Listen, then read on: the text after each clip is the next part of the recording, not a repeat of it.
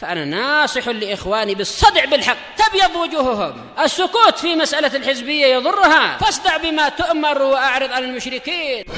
سلامي على دماج ورجالها والشيخ يحيى ودار العلم يا سعد بانيها. بسم الله الرحمن الرحيم. الحمد لله الذي أرسل رسوله بالهدى ودين الحق ليظهره على الدين كله وكفى بالله شهيدا. أشهد أن لا إله إلا الله وحده لا شريك له إقرارا به وتوحيدا، وأشهد أن محمدا عبده ورسوله صلى الله عليه وعلى آله وسلم تسليما مزيدا لا نبي بعده. إخواني في الدين أعزني wa a'azzakumullahu jami'an wa barakallahu fikum. Sebelum kita melanjutkan bacaan berikutnya, pada pertemuan sebelumnya kita telah menjelaskan betapa pentingnya seorang da'i Allah azza wa jalla di dalam berdakwah agar mereka memperhatikan metode-metode dalam berdakwah serta hendaknya menempuh cara yang hikmah sehingga menjadikan yang sulit itu mudah, menjadikan orang yang didakwahi itu senang, sebagaimana perkataan Nabi kita Muhammad sallallahu alaihi wa ala alihi wasallam, yassiru wa la tu'assiru wa basyiru wa la tunaffiru. Permudahlah mereka dan jangan dipersulit, dan kasih kabar gembira mereka dan jangan dibikin lari. Kita lanjutkan halaman berikutnya, halaman 84. Bismillah, baik-baik yang punya kitab. Qala al-Imam Abu Abdullah Muhammad bin Ismail al-Bukhari rahimahullah, bab man ja'ala li ahli al-ilm ayyaman ma'lumatan. Bab orang yang menjadikan hari-hari tertentu untuk ahli ilm. Maksudnya waktu-waktu khusus yang ahli ilm menyampaikan nasihat, menyampaikan wejangan, menyampaikan arahan, bimbingan, itu tidak masalah, bukan perkara bid'ah. Karena kadang-kala ahli ilm mereka sengaja memberikan nasihat dengan waktu yang khusus. Jadi tidak dicampur dengan kajian-kajiannya. Bahkan kemarin sudah kita nukilkan dan nanti kita nukilkan lagi. Dahulu bagaimana sahabat yang mulia Abdullah ibn Mas'ud radhiyallahu anhu. Beliau memilih dalam sepekan itu pada setiap hari Kamis beliau memberikan wejangan, memberikan nasihat. Bukan berarti beliau enggak mampu setiap hari. Bahkan ada yang usul waktu itu, kalau seandainya setiap hari kami senang. Tapi apa jawaban Abdullah bin Mas'ud radhiyallahu anhu? Beliau mengatakan tidaklah yang menghalang-halangi diriku untuk melakukan hal tersebut, melainkan apa? Khawatir. Beliau khawatir membikin orang-orang yang apa? Dinasihati tersebut bosan atau na'am barakallahu fiik, tidak senang. Kita lihat. Qala al-Imam al-Bukhari rahimahullah, haddatsana Utsman ibn Abi Syaibah. Utsman ibn Abi Syaibah al-Imam al-Hafidz al-Mufassir. Al-Imam al-Hafidz al-Mufassir, salah satu daripada guru al-Imam al-Bukhari rahimahullah. Qala haddatsana Jarir ibn Abdul Hamid Abu Abdullah Dabbi, al-Imam al-Hafidz Thiqah. Jarir ibn Abdul Hamid Abu Abdullah Dabbi, al-Imam al-Hafidz Thiqah. An Mansur ibn Mu'tamir, Mansur ibn Mu'tamir, Imam Sabtun. An Abi Wa'il Abu Wa'il Syaqiq ibn Salamah al-Asadi mukhadram. Siqah.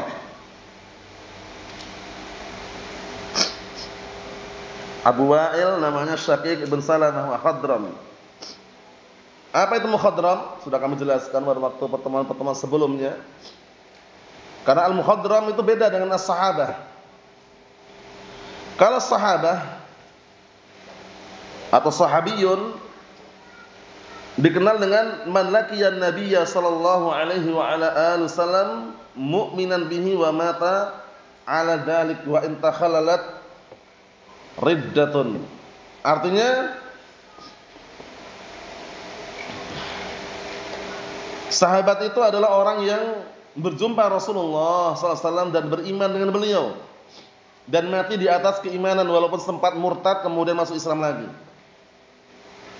Adapun mukhadram itu adalah orang yang hidup di zaman Rasulullah SAW sezaman, hanya saja belum sempat berjumpa atau bertemu dan dalam keadaan beriman dan mati di atas keimanan.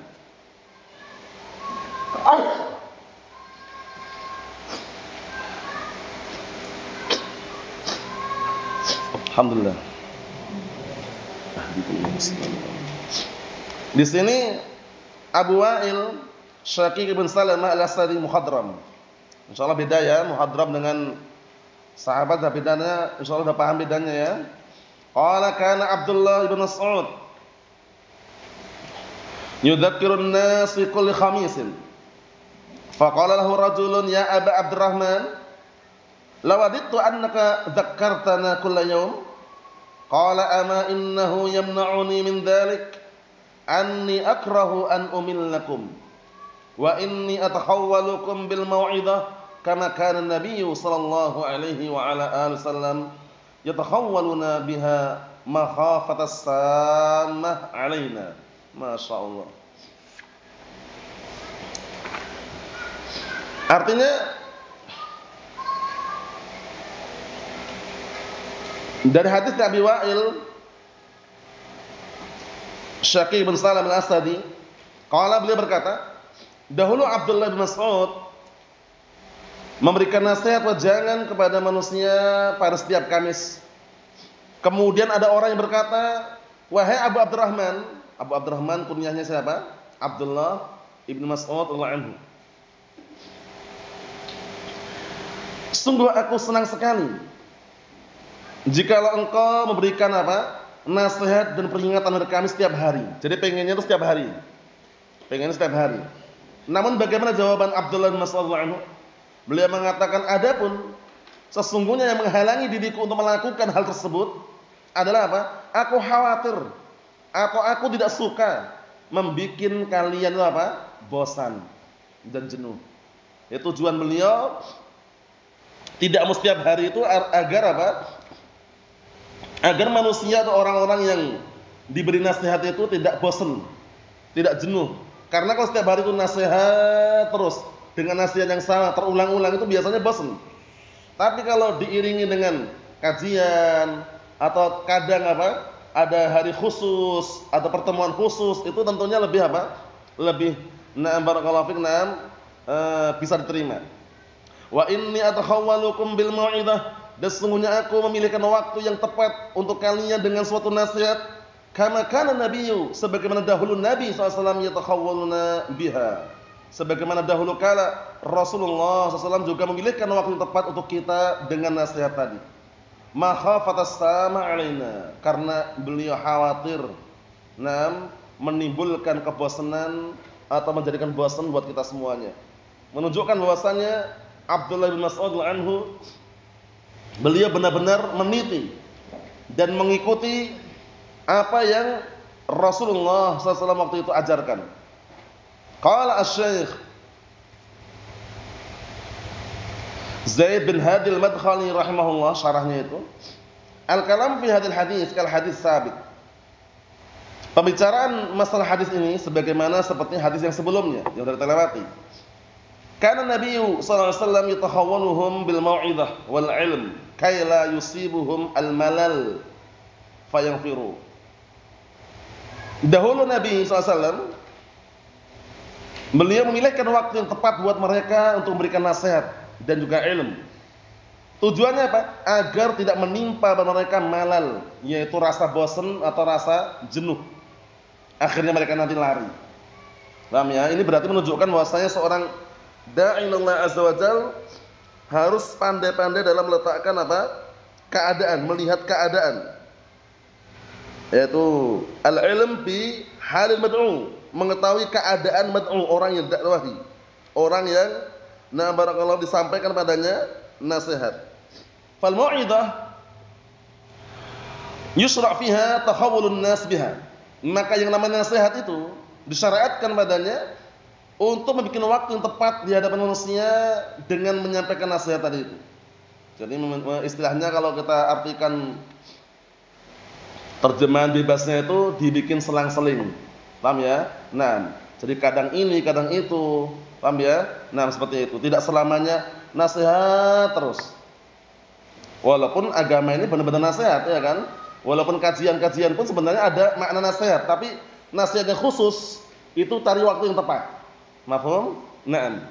Kita lihat lagi, mata ra'al 'alim iqbalan wa raghbatan dzakkaral qaum. Kapan seorang alim melihat manusia atau orang yang dakwah itu benar-benar iqbal, itu siap untuk menerima, wa raghbah, senang, dzakkaral qaum, barulah waktu itu orang alim memberikan peringatan kepada kaum tersebut.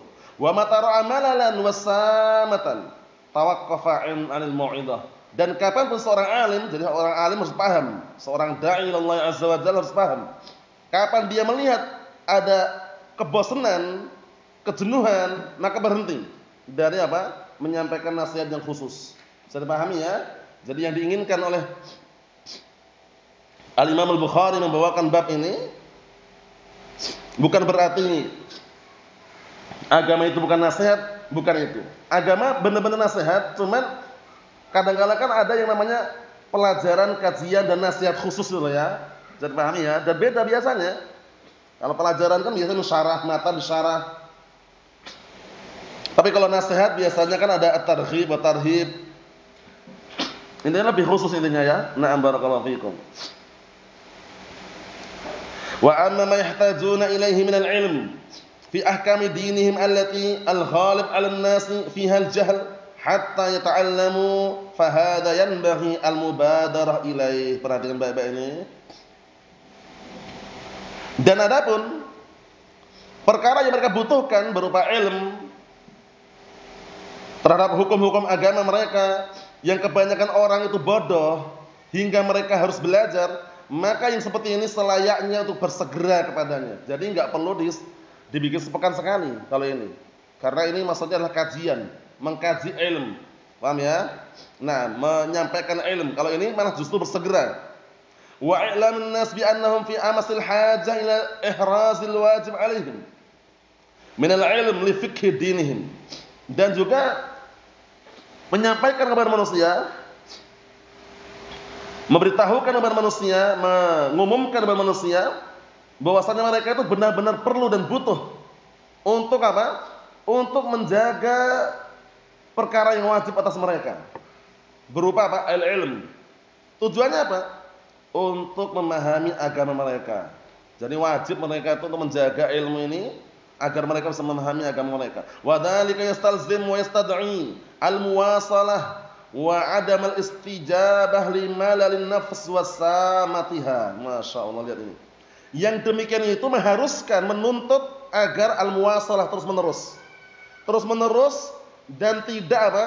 Tidak barakallahu fikum mengikuti memenuhi kebosanan jiwa dan juga apa? Kejenuhan jiwa. Kalau ngikutin kejenuhan jiwa, kebosanan jiwa itu biasanya ya jenuh terus, bosan terus. Tapi bagaimana? Dia berusaha untuk muwasalah, terus menerus, melatih diri, tidak memanjakan diri istilahnya gitu ya. Terus dia berusaha. Bisa dipahami? Tidak mengikuti apa yang diinginkan oleh apa? Oleh jiwanya. Malas terus, misalkan, jangan. Yang namanya orang datang bosan, malas, futur itu wajar. Tapi kalau ngikutin kemalasan, malas terus itu nanti enggak akan apa? Enggak akan ada solusi untuk keluar gitu loh. Paham ya? Tapi dia harus berjuang. Berjuang untuk muasalah terus-menerus di dalam mempelajari ilmu tadi. Summa la haraj an takuna ayyaman ma'lumah li nashr ilm. Kemudian enggak ada larangan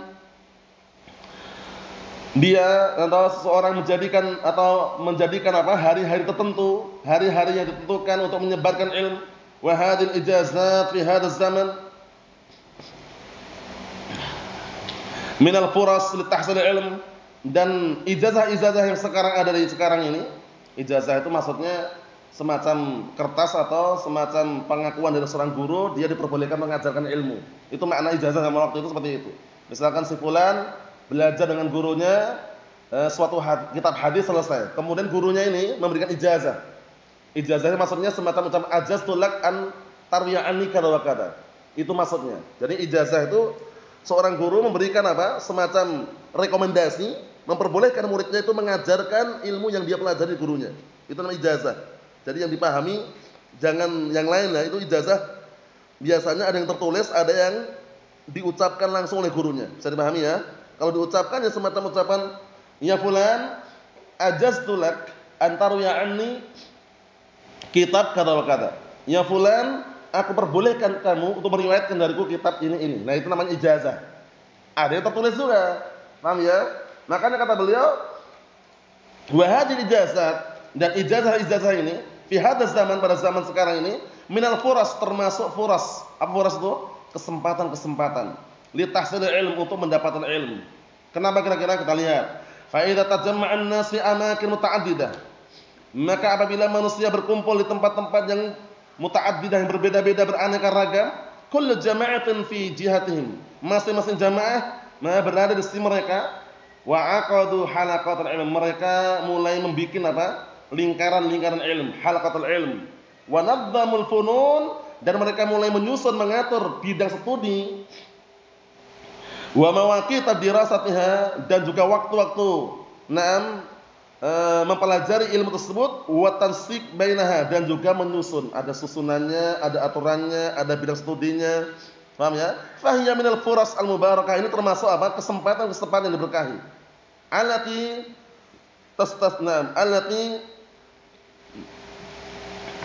tastasmir fi amal salih mabrur, yang nanti akan menghasilkan, membuahkan ada amalan yang bagus, yang baik diterima. Ala wa huwa ta'allumul ilm wa ta'limuhu man yahtajuhu. Maksudnya apa kata beliau?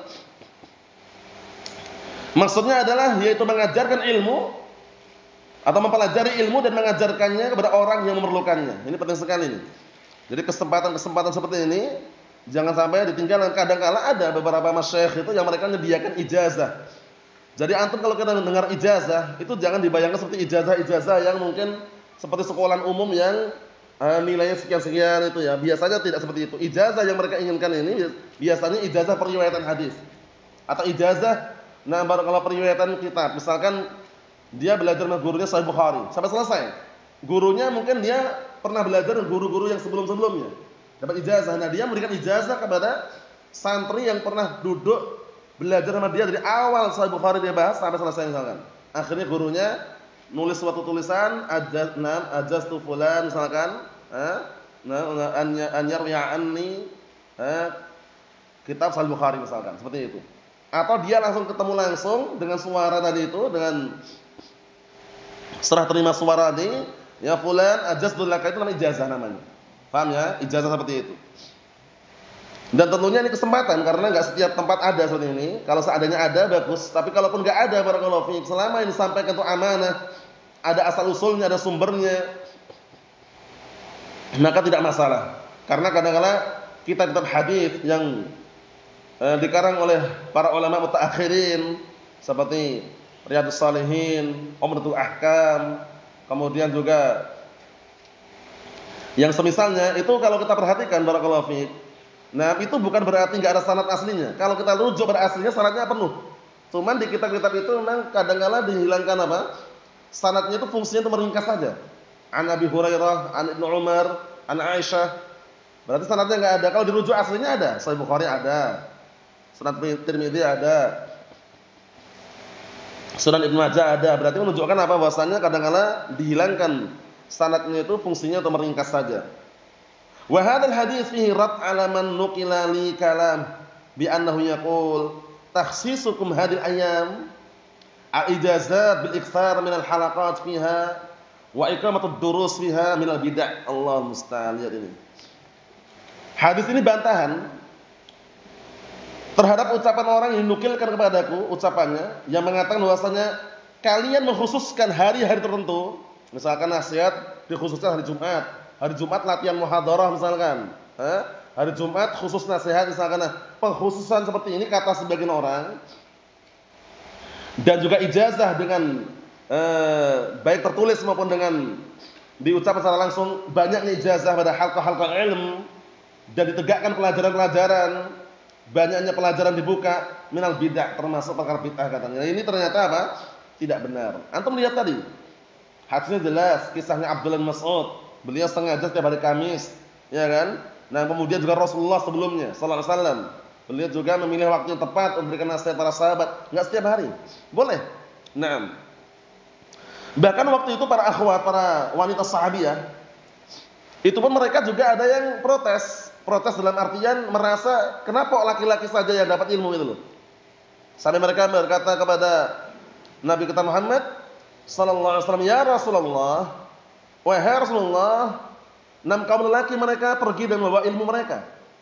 Sedangkan kita," akhirnya mereka minta, "Ij'al lana, jadikanlah untuk kami waktu-waktu yang khusus. Yastami'na fi, yang para wanita berkumpul di situ." Paham ya? Kemudian belajar di tempat tersebut. Paham ya? Akhirnya kemudian Rasul datang memberikan nasihat dan wejangan, kemudian beliau pergi. Menunjukkan bahwasanya kadang-kala ada kajian ummahat, taklim ummahat, paham ya? Mungkin setiap hari Ahad atau setiap hari apa, itu enggak masalah. Paham ya? Tidak ada larangan dan bukan termasuk perkara bid'ah karena mereka belajarnya pun cuma datang kemudian pulang lagi. Di tempat pertemuan tersebut dia hanya datang, taklim, kajian ummahat, kemudian bubar setelah selesai.